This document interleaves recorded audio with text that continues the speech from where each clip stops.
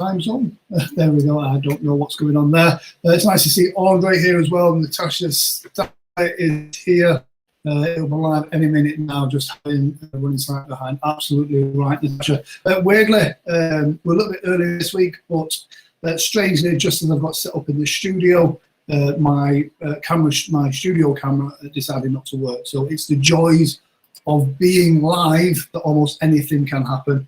Tonight's guest is a fantastic stage hypnotist. And here's the thing, a lot of people in our industry, in the stage hypnosis world, we can be guilty sometimes of having massive egos, and the whole industry can be a bit like that. Tonight's guest does not come across that way at all. He is a fantastic entertainer, headlined Vegas, done cruise ships, a high caliber stage hypnosis performer. Really looking forward to talking to him as well. It's an absolutely fantastic guy, and I believe he's coming to us from the Cayman Islands, so maybe we can get some tax breaks for us here in the UK.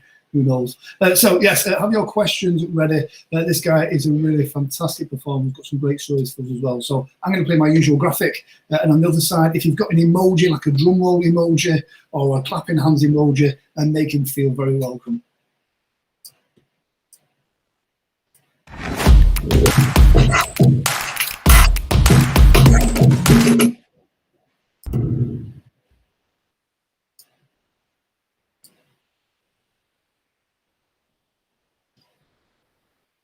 And there he is. Fantastic. Please. I'm okay just about. How are you, Derek? I'm doing well. Thank you. Thanks for having me. Oh, well, absolutely fantastic for having you on. I've watched your work from afar. I've seen kind of you're traveling the world doing the cruise ships. I know the last time I was in Vegas, I went to go see Mark's show. You were doing Mark's show. I didn't get a chance to come and see the show, unfortunately, because it was a crazy weekend, to be fair. But yeah, it's really great to have you on. We've been really blessed to have some fantastic performers on this kind of podcast live stream, sharing their stories, and it's an absolute honor to have you on. So yeah, whereabouts in the world are you? Yeah, so I live here in the Cayman Islands. I've been down here in Grand Cayman for almost 16 years now. So this is home. It's been a great place to launch my hypnosis career, and then fairly easy place to travel from, because we're just about an hour flight from Miami. So once I get out of Grand Cayman and Miami, the world's your oyster, I guess, from there. Nice, nice. So what was your first experience with hypnosis? How were you first introduced to it? Was it the therapy, a stage show? Yeah, mine was a stage show. I think like many, we kind of, I remember watching, being like, this can't be real. What is this? What? Come on, this has got to be fake. And then the show that really, there was a couple shows that really came to mind. One was at the, for any Canadians that watch this, at the CNE, which is the Canadian National Exhibition. And Mike Mendel was there, and he was performing. And I caught the tail end of his show. And there was I remember specifically, he had a post-hypnotic suggestion for like a butt pinch for this girl, and I didn't see it in the show or understand the callbacks or anything, because I literally caught the tail end of it. And every time he said the word microphone, she was jumping up and yelling at the guys behind her, and I was like, what is going on? And that was one of the first things when I left that show. And the next show wasn't for a couple hours, and we were kind of at the end of our day, and so I didn't get to see his full show. But I went home and I was researching that, and then again probably a year or two later, nothing really too much from that moment, and then saw the X-rated hypnotist Tony Lee. He came into our college. This is probably I guess 16, 18 years ago, whenever that was. And same thing, I had a couple like friends or kind of acquaintances on stage, and I'm like, I know that person, and there's no way that they would be able to do this or fake this, and that just blew me away. So it was really from kind of that moment, and I really started diving into the world of hypnosis and learning more about it, and just engulfing myself in it. It became an obsession. Yeah. I mean, it's weird. I mean, I kind of came from my mum was into the therapy side of things. And the stage stuff, you look at it and it looks so unreal to see someone kind of just acting in a complete tangent. it's fascinating, still fascinating now after all the time as well. So tell us about your first show. You know, you're going out there, you've done your planning, you've done your training, you're going out there. How was that? Yeah, so I took a little different approach, and actually it's a story that probably not many know. But I actually did a 2-man show for my first show ever, and back then one of my first trainings I ever went to was Jerry Valley and Tommy V, the ultimate stage hypnosis training, and they had a lot of good presence on the web. Again, this is I think 11 years ago or so. And I met a new hypnotist who had done, I think, 2 shows at the time, named Richard Barker. And so Richard and I were kind of became friends in that class at the start. And I said, hey, I'm here to make this my full-time career. I love this. I've been in kind of aspects of entertainment. And I said, I live in the Cayman Islands. You know, you've done a couple shows. Why don't you fly to Cayman? And we'll do a show. There was a theater here that did a lot of, it was like a dinner theater. It did like some cabaret stuff, and we're close to Cuba here. Cuba has some amazing talent, so kind of this Cuban cabaret type show. And I approached the theater and I was like, hey, I'm a hypnotist, and I want to show you this show. And they gave me an opportunity. And so, actually Richard flew down, and we spent like 3 or 4 days in Grand Cayman together, and we did 2 shows that week together. So we kind of had this all planned out, and like I said, I think it was Richard's 3rd show at the time, and my first official show. So the 2 of us on stage together on a pretty cool little theater here in Grand Cayman, a couple hundred seats, and you know, we had lighting, a light guy, and kind of had it all set up. It was pretty cool. So that was my first show. It went really well. We kind of did. I remember I did most of we kind of split the induction so that you know, the volunteers would have both our voices, and then I did the first couple, then he did 2, then I did 2. We kind of we did that. I think we did two nights of shows here, maybe 4 shows or something like that, right off the hop. We got committed full in, and it was a lot of fun. We actually had a good time out together back then. I think that's one of the most important things, to kind of do it and have fun doing it as well. So yeah, it's I'm not. So you see me looking down. I'm just trying to actually, because I had to rush to go from the studio to my desk. I'm trying to bring your website up. So if you could, I've got it on my phone, but I'm trying to get it over to my Mac now. So if you could tell them what your website is, and I can type it at the same time. Yeah. So it's just hypnotistderekmarshall.com. Hypnotist. Yeah. Yeah, and so that was kind of my first, and that first week that we did the shows, I actually started the next week, 3 nights a week, doing performing at that theater, which I stayed at for almost three years, doing three shows a week there, and then kind of branched out into the hotels here in the Cayman Islands as well. So yeah. Tell us about. I mean, you mentioned about kind of doing a double header with Richard, and I know Richard again is you know, quite popular on the cruise ships as well. Tell us about that first cruise ship, because there's always a discussion sometimes with some people that think cruise ship is easy work, whereas the expectation of the level that you've got to be at for that to be successful is really high. So tell us about your first cruise show. Yeah, sure. I mean, I think you're right. What's challenging about cruise ship shows is that, you know, you can be on a ship where they're doing We Will Rock You with 33 cast members the night before, you know, and then there's an expectation for a hypnotist that, you know, it's you and a microphone on stage, right? And it's kind of that gap between, like, stand-up comedians, you know, that's really their nature, right? That's their world. It's them and a microphone, and that's kind of it. Where hypnosis, we've kind of like created these productions now. So it's much more of a production. It's got to flow. It's got to have a storyline. There's got to be, you know, kind of this beginning, middle, end. You're taking all the volunteers on this roller coaster ride with you. So being prepared is huge. And I think I was really well prepared. And the tech side of things too, we did a lot of research so we could actually run our own, because I had done shows in the past. I was doing corporates and other casinos and things like that, and I would show up with this cue list, and I'm like, here's my cue sheet, and there's, you know, you try and manage that, but there was, like, you know, 15 music cues on it, and they always mess it up, right? It's just, it is what it is, you know, because you're like, when I do this, you do this, you know, when I say this, you fire this cue. Where the cruise ships, they're not that forgiving, so you better bring your A game. So we kind of arranged at that point that I was able to control all of that from stage. So I think I had 37 cues, sound cues and lighting cues.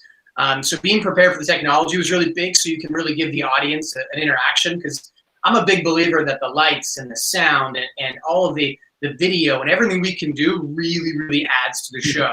Yeah. So that's super important, I think. So yeah, I'm not one to get super nervous. I had done, I tried to get to the cruise ships for a long time. Living in Grand Cayman, I'd seen the ships come in every day. I just couldn't get a foot in. I tried everything. I mean, and then eventually 4 or 5 years ago now, then I got my first kind of kick to get into to do that. And yes, the first show, it's a bit intimidating, but you got lots of support. You have hands on, tech hands on stage. You've got, you have your lighting and sound people. You've got, your stage manager. So they're really there to support you and make sure you put on a great show for the audience. The audiences are great, but you got to manage that expectation. The other challenge is they give you a 50-minute time slot. Yeah. So you've got to get on, get it, get out in 50 minutes. So there's no time for long inductions and long pre-talks. So that's kind of a game changer too. So, but yeah, I mean, overall, I think that first show, probably the nerve out a little bit, but got through it. You do 2 shows a night typically as a headliner on the cruise ships. 1 night, 2 shows. So by show 2, you're rocking, and then week 2, you're rocking, and then it's just it's all water under the bridge from there. I think it was either the first or second cruise I ever did. I remember looking to the wings of the stage and seeing the cruise director stood there waiting, and I'm like, I've got to hurry up now. That is my cue to get off stage. So yeah, exactly. Brilliant. Exactly. Yeah. So along the way, there must have been challenges, and each week we always try and talk about the difficult shows, the shows where stuff didn't go right, the stuff where, either people didn't volunteer and it was a struggle. Tell us about that, and, what takeaways, what lessons you learned from that. Sure. Yeah. I mean, I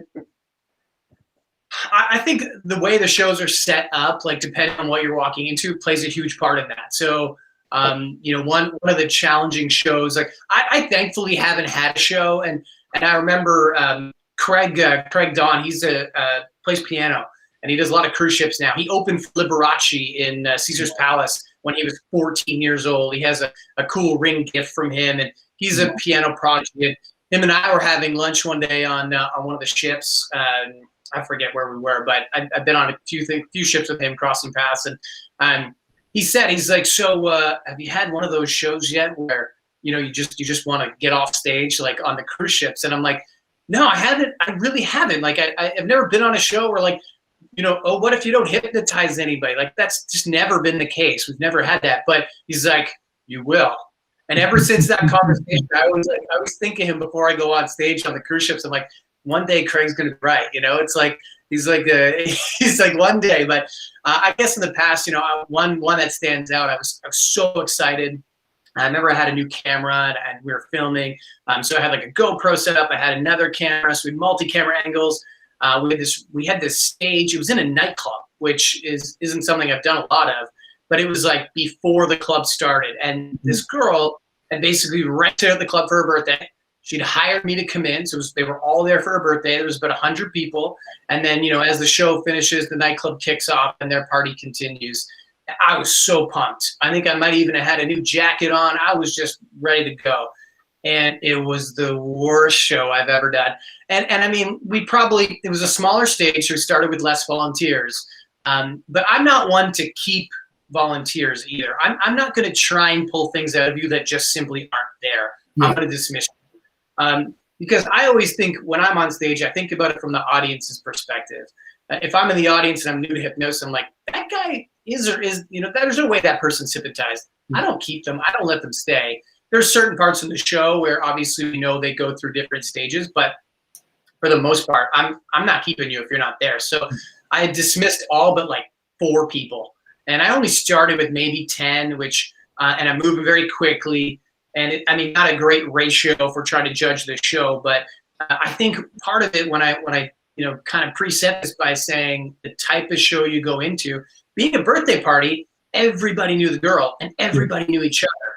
And that I find is always a challenge. Like some of the smaller corporate events, when they want to do a show for 50, 60 corporate, and I've done enough of them, but I wouldn't even do them anymore personally. Like they're setting up for challenge. You're like, oh, I don't want to do that in front of the CEO. I don't want to do that in front of the HR. I know this person, that person. And so that show, they were a birthday. They all knew each other. I worked with what I had. I was totally off script. I like to script my shows in the sense of knowing what routines after the other. And then I'll waver a little bit, but I would say most shows I'm pretty much on point with what routine's going to follow. If I get some personalities, I'll throw in a routine or move a routine around. But for the most part, I stay in line. So this show, I end up doing like a ton of like individual demonstrations where I had a lot of group stuff planned, and it didn't have the dynamic with 4 people on stage. So I had one really good girl and ended up using her for like, 80% of the show. I think the show made it to an hour, and I was like, okay, this is it. And I kind of wrapped it up.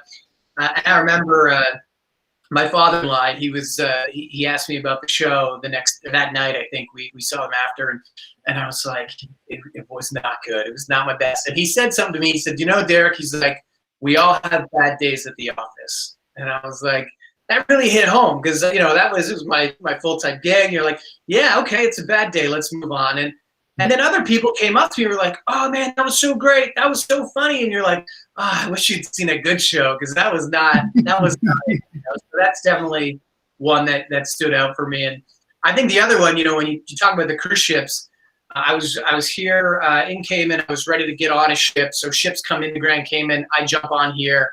I'll sail out of here 2-3 nights and then fly back. So I was waiting for the ship, and then I got a call at 6 a.m. that the ship was passing. It was too rough for the ship to come in, because we don't have actual like docks here. So everybody tenders. You got to tender in at Grand Cayman. So they say, hey, the ship's passing. It's too rough.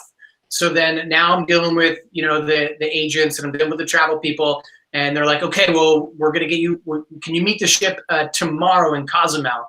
So they got me on a flight. I think I left Grand Cayman at 5 p.m. that night, flew to Miami, stayed overnight in Miami, then got up at like 4:30 a.m., did the early flight from Miami to Atlanta, total opposite direction. From Atlanta, almost missed that flight, got on the flight to Cozumel, got on the ship at 3:30, sound check was at 4, shows were at 6:30, 8:30, and then completely wiped, and then literally off the ship the next morning at 6 a.m. to catch the flight from Cozumel to Miami, Grand Cayman. So in like a 24-hour period, I'd been in 3 countries. I had done hotel rooms. What did I do? 1, 2, 3, 4, 5 flights, and 2 hypnosis shows to rooms of 1,300 people. You're like, yeah, this is not glamorous at all. This was exhausting. Yeah. I think one of not the last one I did, maybe the one before that. I ended up having to go from the UK to Amsterdam to Hamburg. But anyway, I'd been at an event the night before, so I'd literally gone straight from the event to Amsterdam, from Amsterdam to Hamburg, got to Hamburg, got to the dock. They couldn't find my name on the list. I eventually got to my room. I think I'd been up for about 27 hours straight at this point. Got to the room, gone to open the door to my room, and there was somebody in my room. And I'm like, what? So I've had to go to the entertainment director and kind of go, there's somebody in that room. I'm like, I do apologise. If you go sit in the garden cafe, and we'll sort that out for you. And I think by the time I got to my room, it had been 30 hours straight, and I kind of thought, I've been waiting for years to get this opportunity, and now I just want to go to sleep. But yeah. I suppose that's the joys of show business. The 50 minutes that people see on stage, they don't see the hours and all the preparation that goes in behind the scenes. Yeah. Andre's got a question as well. We've got a couple of those as well. Darin Frazier says, "Hey Derek, great to see you, brother. How's life in the Cayman?" And Andre says, "Trick to reduce your induction time in under 20 minutes."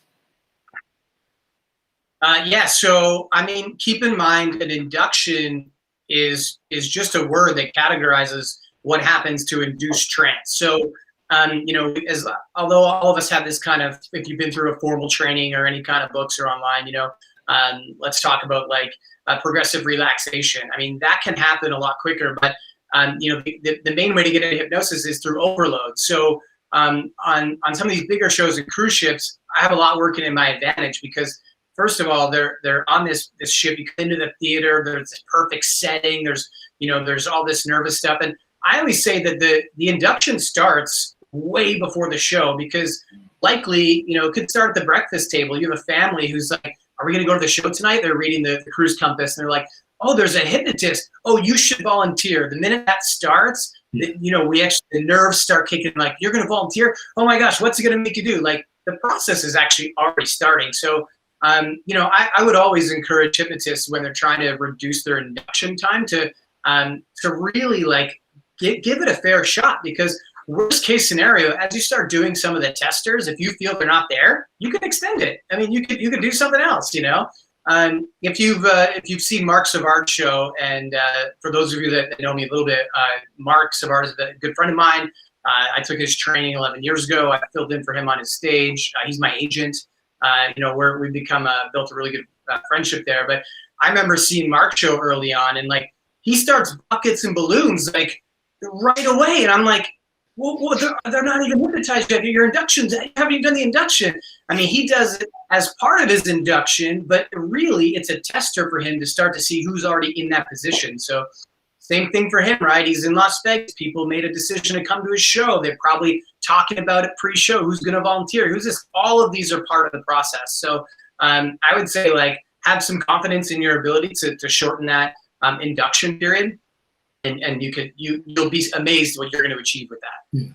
I think there was a realization for me early on when you just test stuff just for the, you've got enough volunteers, you've got some great subjects, and you just test stuff and it works, and you go, oh, actually, it just fits better. Speaking, so you mentioned that about Mark's show. Again, Mark's, an icon within the stage hypnosis community.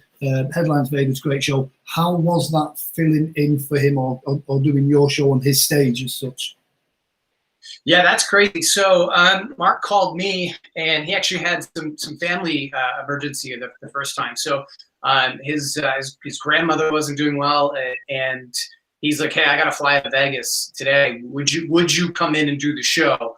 And even at the time, like he had to get it okayed by the theater and all that. Like you buy tickets to a Celine Dion concert and you show up and someone's filling in, it's probably not going to go very well, right? So it's very similar. Mark is the headliner. It's Mark's show. And so once we cleared that, I was on the next flight, flew into Vegas, and it was crazy. I mean, he had an amazing team. He's had great assistants that have been with him a long time, which is any indication of how good he is to work for, and just a good friend.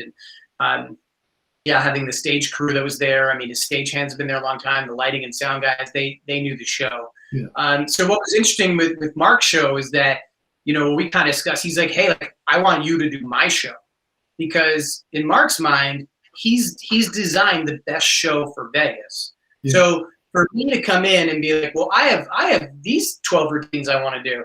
Like, who am I to say that those are the best, 10 routines in the world? Because when, world-renowned Mark Savard is like, no, these are the ones that we want you to do. So I remember like switching up at the start. It's still done in my style, and did a few of my routines, and then built into his show and kind of went through his show, especially the dirty stuff. I don't get into a lot of that in my shows in general. So, but in Vegas, that's what you expect. So I always kind of finishes the show with his as well. And I think the important thing, this is talked about a lot in hypnosis, stealing things. There's always going to be, that kind of thing happening, but it's really just kind of doing it. We're all presenting a lot of the same routines, but like that ad lib that comes in is key, is very important. Get good at ad libbing and work with the audience and the show. Like don't be stealing the one-liners from, the other hypnotists. There's so many ways to present a routine, Like we can have 1,000 orchestras out there, and there's just different ways that we could slightly do it, or the lines that we use to do it. So even that, like when I was doing Mark's show, like really trying to not use a lot of his, his kind of his one-liners, his personality, and he's really good at all that stuff. So, but yeah, doing his routines, he was like, hey, I want you to actually do most of my routines because this is the way the show, and this is what they're expecting. So. Yeah. There we go. Andre says, how do you feel about doing fear routines with the belt over the neck? I mean, I'll tell you where I am on this. It's a weird thing. I think YouTube's a terrible thing for trainee hypnotists because they'll see a routine that does really well out of context and then try and recreate it. But a lot of the street stuff is the same. And I think a confident, well-established, well-presented routine can be done in a way that is still safe. But then a lot of the hypnotherapy community, and I might get some flack for saying this, a lot of the hypnotherapy community then look at it and then target that and go, that's terrible because of this. But done in the right context, it's entertainment and done well. It's when an inexperienced hypnotist then tries to recreate a fear routine without knowing what could happen and what could go wrong that is the issue. But that's my caveat that I'm just throwing in there, if you know what I mean. You know, I'm guessing you've done that routine. What are your opinions? Yeah, I mean, look, I think every routine can be a fear routine. That's part of the problem, right? Because I do a car routine on the cruise ships where you know, the cruise ship casino, they give away a car and they all get to test drive this new car, and we take them kind of through the space, and they get pulled over by the police, and there's a whole answer with it, right? But I mean, any of the people on stage could have been in a serious car accident. They could have had a serious issue with police. They could have, like, so at any point in time, many of the routines we do can turn into a fear situation. So, you know, I think it's context too, right? I mean, the same thing can be said with guns. Like I will from time to time, I would say not even more than time to time, probably 75% of my shows, I throw in a sleep gun at some point in time. Sleep gun is such I think it's such a good, I mean, the UK is very different to an American market, but I think the sleep gun is such a profound demonstration of it. You know, it's a great routine. Yeah, and it's the way it's presented though, because, you know, like if you set that up properly and you're like, I've got a sleep gun. It's full of sleep bullets. They're the softest, fluffiest bullets that you're ever gonna, you know, get hit. And when you fall to a deep sleep, and it's, you know, calming, or it's this or it's that. It's how we set it up. Yeah. You're not like, I've got an AK-47, and if I shoot you, you know, you die. Like there's so many ways to set these routines up. And I think that's the important part, is the wording on how you do it. So I agree with you, Grant. If inexperience is where those routines go really wrong. I'm okay with them if you've done them in the right way and if you set them up properly. But that's like, again, that's that next level of understanding stage hypnotists. Like every word counts, and there's a way to do it. And if you haven't had the experience and don't have enough shows, then yeah, it can go bad, it can go wrong. But when you've done enough shows and you've kind of, you know, been able to maneuver around those things, you'll be able to counteract it just fine. Yeah. And it's, when you say about any routine can be a fear routine, I remember years ago, and I was doing the hot and cold. You're on a sunny Spanish beach, the sun's beating down, and I remembered like a volunteer just snapped straight out of it, which looked like he was going into a massive reaction. And afterwards spoke to the gentleman. I'm like, what was the issue? And he went, I've just got this like fear of sand, and you never know what someone is coming to that with. And in all the time, that's never happened. But when that happens, the next time you go to do that routine, that's in the back of your mind to kind of go, you're safe, you're this, you know, to put things in place to kind of counteract that. But you don't know what people's experiences are. So like you said, any routine can be a fear routine. Natasha Stanley says, what is your favorite suggestibility or susceptibility test? I mean, I like doing things like eye catalepsies. Yeah. The reason I like that is if you get close enough and you're actually looking, you're seeing if they're actually trying, if they're only keeping their eyes closed because they feel they're supposed to be. And I'm going to come back to that, but you might see a bit of a smirk in their face, a little smile, like, and you know, but that's actually a good thing, because that suggestibility can sometimes then trigger people into a deeper state of hypnosis when that happens. So I like things like that because you're able to really read what's going on, you know, and then especially if you get some of that REM happening right away, you see that kind of eye roll happening in that. You'll see the eyelids slightly open and white. Like those are great things. So something like the eye catalepsy can be a real, just a real tell. It tells you a lot of things you need to know for the show. Yeah. And then also just, again, being well planned. If you know kind of what routines you're going to be doing, I hope, and maybe you have some individual stuff outlined, that's when you're picking these individuals, right? Like you need to start from the very first time these people are coming on stage. You need to start actually positioning them on who's going to be what characters and how they're going to fill those roles. So sometimes I think, oh, it's this person, and then I'll do a suggestibility test and be like, oh, that's strange. They're not really where I thought they'd be, but this person, they look like they're going to be really good. So I like something like that. I mean, they're all good if you use them to your advantage. Yeah, and I think you're right there. As in those first few minutes on stage, you know, you're trying to figure out who's your dancer, who's your big mover, who's your talker, who's your visualizer, so that you can, if you pre-plan what's going on later on in your show, you know that person is going to be ideal for that role.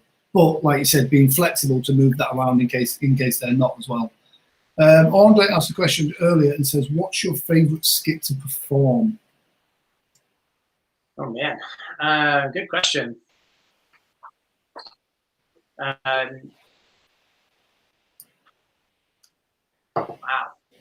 I mean, for me, I think my two favourites. I like the forgetting of the name, just because I have a fake briefcase full of money. It's like $1 million, Yeah. and you know, and you build it up to it with some music, some lights. You know, the light appears on the case, and you get them to gamble what their name is, sort of thing.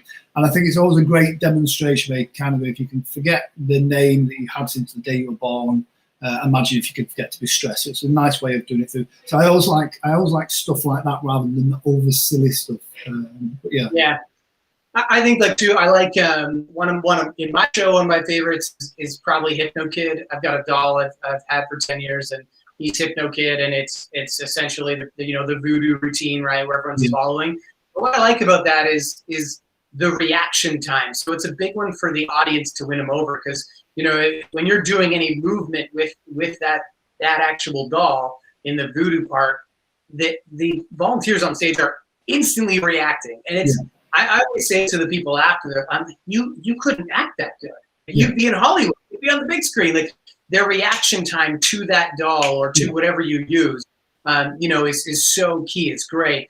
But I think my favorite part, like if I'm going away from routines, I love the callbacks and kind of suggestions that are placed. And the reason I like that is because we give the opportunity to the volunteers to show their true character. Like we get them talking, we get to see how their reactions increase, and that's what steals the show. Like, if I could give a piece of advice that really turned me into what I think was, a good hypnotist into a much better hypnotist, is patience, like letting things develop on stage. Like, sometimes we're up there and we think we're delivering an hour-long monologue, but once you hand the show over to the volunteers and you allow them to shine through, that's where these moments come from, and having that interaction and being able to ad-lib, that's the goal. So my favorite things is those routines where I get to really talk to those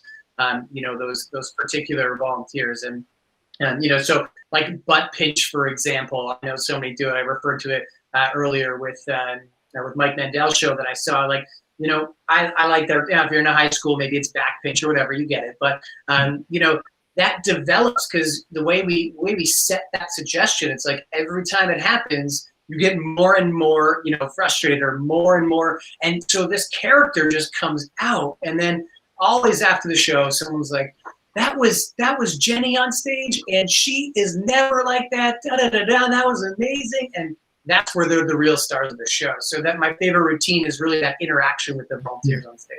Yeah, and there's something about callback routines that, even though they can be quite simple rather than the more complex routines, I just think they work so well, because it creates that what looks like organized chaos on stage, that this happens, that happens, and then they're off into it. And every time that trigger happens, it compounds and it becomes bigger. And the audience reaction to it every time just gets funnier and funnier. So yeah, I do love. I think my first couple of years of doing a show, I didn't have any callbacks whatsoever, and I saw some old Martin St. James stuff, and I saw him do callbacks beautifully, and I'm like, that actually is essential. So yeah, absolutely brilliant. Yeah.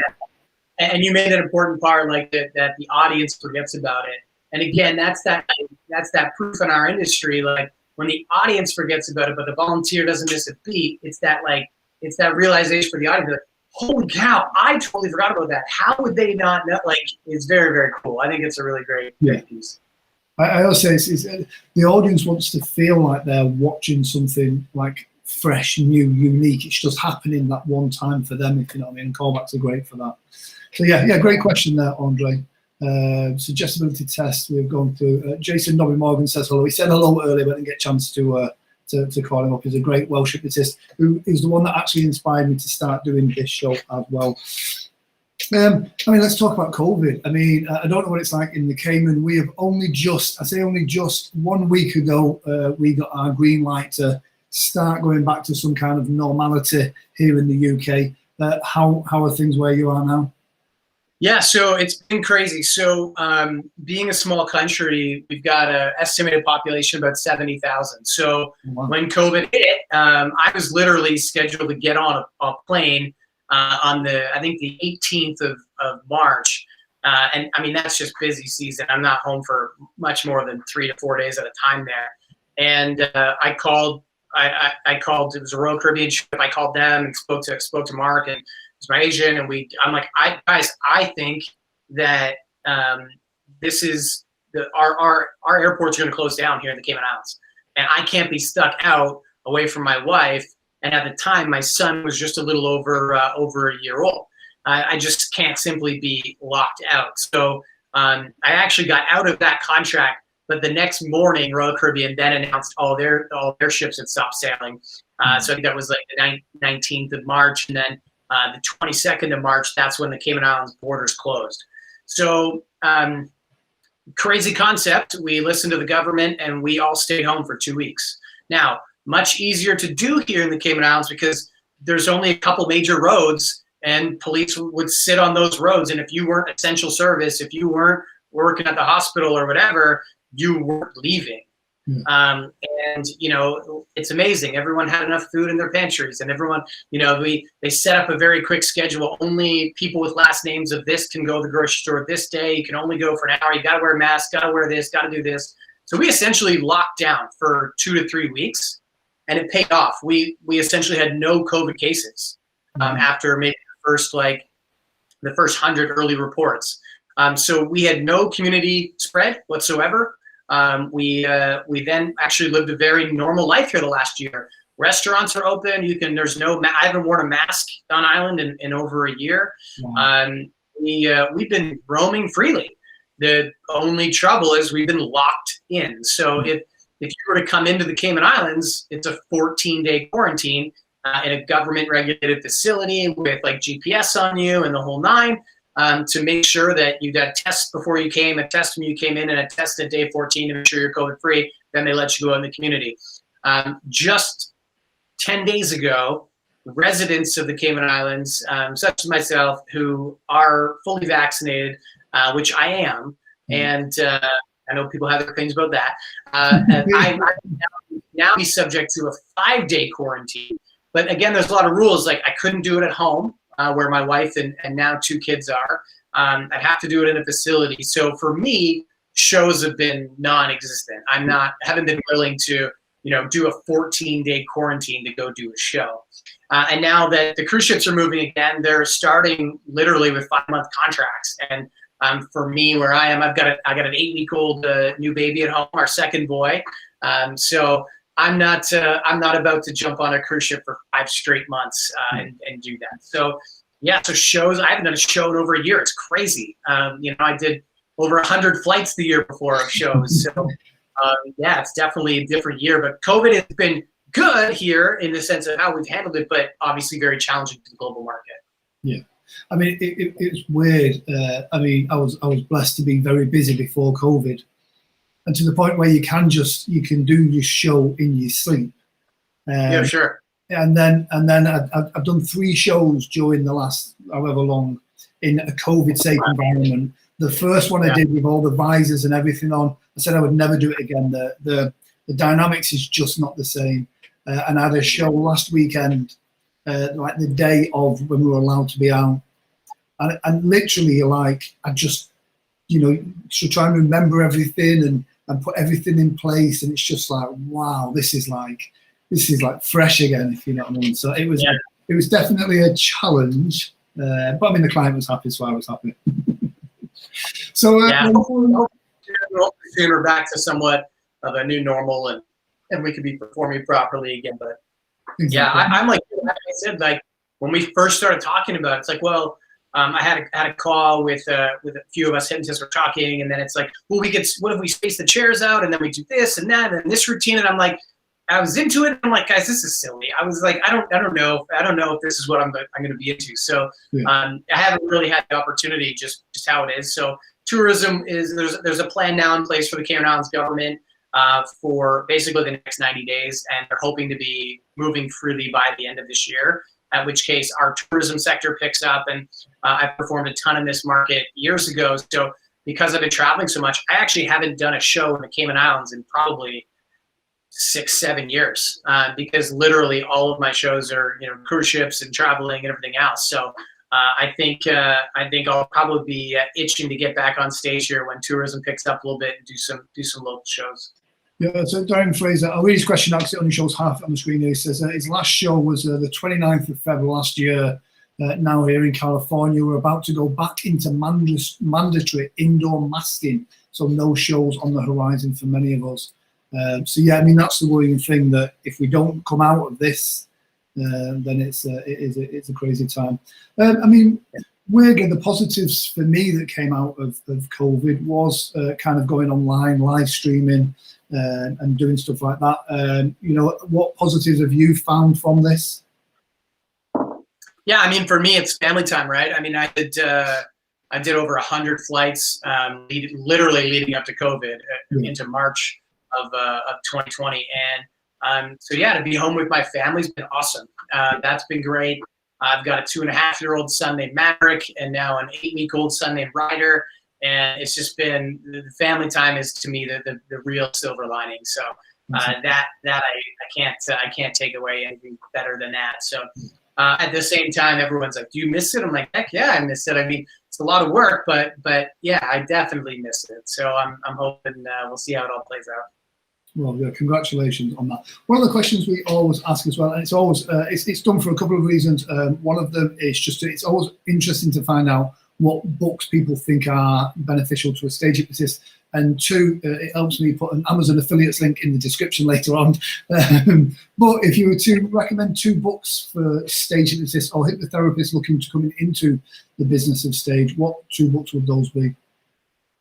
Oh man, I mean, if you can get your hands on Orma McGill, I mean, it's a classic read. Yeah. He had a couple different volumes of it, but that was one of the first ones when I really got serious. Yeah, there you go. About stage hypnosis. That one definitely was kind of a key. And I think what's good too with that book, you also, I hope you take this away from it as well as I did, but you kind of find out as a new stage hypnotist that you know more than you think you know. If you've been studying and practicing, and you read a book like that and you're like, okay, maybe I'm ready for this. If you haven't done any shows yet, or maybe I do fully understand this, because I think early on we all question, what our abilities are and how would it go and this and that. But these books, you read them through and you're like, okay, no, I think I am ready for this. So that's definitely the first one I would say. Yeah, I think it's a great book, and for me, it's kind of always been along my journey. And I remember looking back at it a couple of years ago, and it was a realization that even though it was a foundation in the beginning, you go back to it now and you go, yeah, but I don't think that routine would work because of this, and I could shorten it and make it quicker, and I can make it more efficient that way. So as a professional, you look at it now and go, yeah, I know, but however, like you said, I think it gives you that realization that you know more than what you think you know. But yeah, it's a great book, and there's lots of different techniques in there to kind of make you step outside your comfort zone. Yeah, and the other thing I would encourage you, if you're a stage hypnotist exclusively, like definitely go read a hypnotherapy book, because I think it's good to know both sides. So I actually did my kind of the online certification, if you will, as a hypnotherapist before I took to stage, and I wasn't practicing as a hypnotherapist. But it's good knowledge. It's good. It makes you a bit more well-rounded. I think sometimes, as you mentioned earlier, Grant, it gets into this like tug of war a little bit. Hypnotherapy versus stage, and honestly, it's like it's all the same craft, and yes, it's presented differently, but so like getting us all on the same page for that and just understanding both aspects of it, that's just really, really important. And there's some good resources out there. I'm not sure one off the top of my head to recommend is best, but I just think like it's good to do both sides. So do your stage hypnosis side, but also read a hypnotherapy book. I think that's super, super important. Yeah. Natasha Stanley says, what induction would you recommend trying as a first attempt for someone? Kitchen sink, baby, kitchen sink. Natasha, throw it. You know, I don't think there's any going wrong. And it's also like what you're comfortable with, because the way you present it is partly what makes it successful. And again, we've seen time and time again, hypnotists who try to like imitate another hypnotist or really like word for word take over the first part of their induction or show. It just doesn't work. Like have confidence in you know which ones. And there's nothing wrong, I don't think. I know there's other hypnotists out there who disagree with me, but you know there's nothing wrong with your first 50 shows. Like plan on a 25-30 minute induction. That's fine. Over educate them. Do an over extra length induction. That's what are you trying to prove? Like, so what? You can hypnotize somebody in 30 seconds. Good for you. Have a great show. Have fun. It adds to the length of your show. You get a nice 90-minute show. The audience feels like they're getting what's worth. Take your time, and then as you move on, you may be like, I don't really like that part. Then that's not me. We'll drop it out. You know, like I like the kitchen sink. I think it's great. I still do a variation of it in my shows now. And it's a great point. There's a lot of people that are about speed, instant induction, rapid induction, speed. And I've found that, you know, if you've got, you know, especially on cruise ships, if you've got 15, 20 volunteers on stage, doing 15 or 20 rapid inductions takes longer than a slower progressive relaxation induction. And absolutely. Yeah, and done right, done entertaining, you know, audiences love to see the induction process. They want to see the person's eyes struggling and then going into trance rather than just being dropped to the floor and doing that way. So I think it's you know, it should be an entertaining part of the show. Yeah, and I mean, like, when you have a lot of volunteers on stage too, depending on what that can be part of the show. Everyone's like, oh, you have too many volunteers. That can be part of the show. I was just looking up. There's a if you're on Instagram, you can check out my Instagram, Hypnotist Derek Marshall. I have not been posting a lot recently, obviously, but there's a picture. I'll show you this one because you could see this is one of the ships here. I've got 60-something volunteers on stage. You can see them laid down all the way around the front of the stage. There's 3 rows of volunteers up there. You know, that takes time, but I was able to get through pretty quick. But my induction was super short because it took time to get 60 people on stage and organize them and get them sorted. But the audience loved it, and the fact that I started moving and they were all you know, all responsive, all of them. I'm spending more time pulling people out of hypnosis to get them off stage so we could do the show with the top 10, and probably making mistakes, right? I'm like, okay, she looks good. I try and character choose. There's we've got this age covered or this gender covered, Okay, this one's got to go. This one's got to go. This one's got to go. They might have been great volunteers, but yeah. So there's it's just different scenarios all the time for having it that you want to be able to do for sure. Yeah. Darin Frazier says, as a beginning hypnotist, the best thing I learned was to use the toolbox and not just to read a script. Also learning from someone like Mark Savard and being able to ask questions and actually understand hypnosis, not just read a script, is invaluable in your success on stage. Absolutely. Lots of love coming from both you and for Mark as well. Yeah, good point. As a final thing, so I don't want to take up too much of your time, if you were to give yourself a tip, a golden nugget, or someone watching this show, a golden nugget of advice about stage hypnosis, what would it be? Yeah, I think it would probably, it's 2-part because confidence is the biggest part. Yeah. And going back to Darin, it might have been Mark who said this. I forget if it was for sure, but you as a stage hypnotist know more about hypnosis on stage than anybody else in the room. Many of these people are seeing it for the first time, so you need to act that way. You really do. That being said, the other tip is that you need to hold yourself accountable. You need to practice. You know, if you're not, you know, working on scripts and even rehearsing them. I remember, in my living room going back, like, yeah, I forget if I, set up stuffed animals or not, but literally like performing to the audience and turning and how this would work. And so have the confidence, but definitely put in the work. Don't be like, oh, I read a couple books, I'm good to go on stage.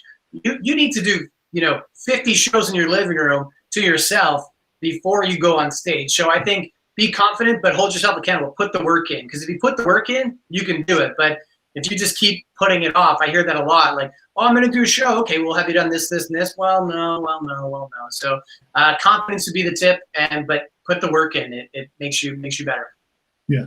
Actually, Darin just backs it up and says, Mark said that in class. You, as the hypnotist, are the experts. Act like it.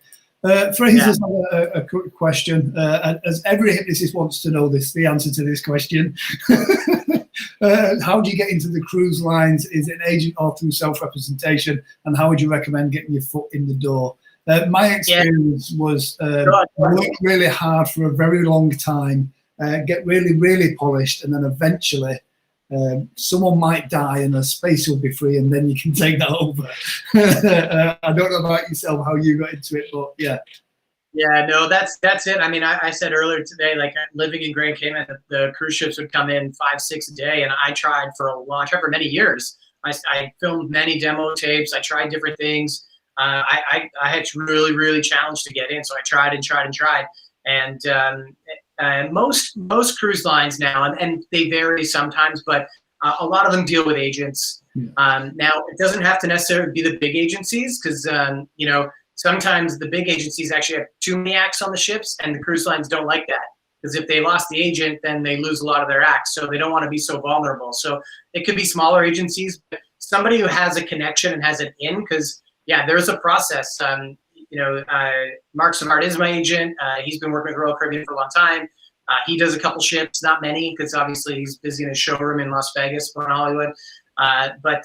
He even to get me in, like, there was a big process when he was representing me as an agent to get in. And now, I mean, all of my work still goes through Mark Simard. But trying to get an agent is hard. And that's not a tip to start sending Mark your demo tape. He knows, don't worry. He knows who's out there. But definitely having an agent is helpful in those situations, because the cruise ships want less points of contact, so they don't want to deal with everybody individually for the most part. Yeah. And I think it's one of those that I think when you're ready, it will happen. What the worst thing you want to happen is to get on cruise ships too early when your show's not ready, because you don't get many opportunities, and if you get it wrong once, that's it. Chris Caress, who does quite a lot of cruise work, and helped me and guided me along the way, and he's like, you've got one shot. If you fuck it up, that's it, you're done. You will not work again on cruise ships. And it's like, well, cheers for the pressure. He's right, it's true. Yeah.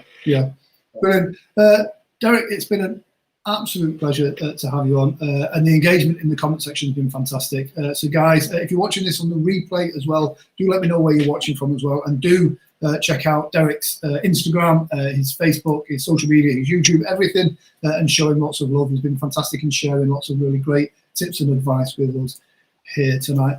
Derek, final words? Go get them. I mean, hopefully we get back to normal and get on stage and do some shows. I mean, I'm a big supporter of everyone getting out there. I'm one who believes there's lots of work out there. I'm not, I don't like hearing or getting involved in a lot of that, a lot of the other pieces of it. But I would say, don't take yourself too seriously. Just perfect the craft and go have some fun. Fantastic. Paul Ramsay's just popped in at the end there to say, well done, guys.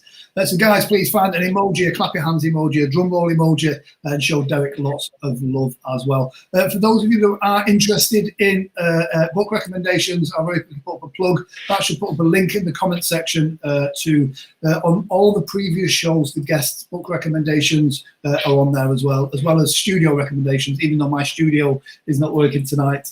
So guys, thank you very much for joining us. Thank you very much, Derek, for being part of tonight's show as well. And see you guys next week. Derek, take care, and hopefully see you soon. Thanks, guys.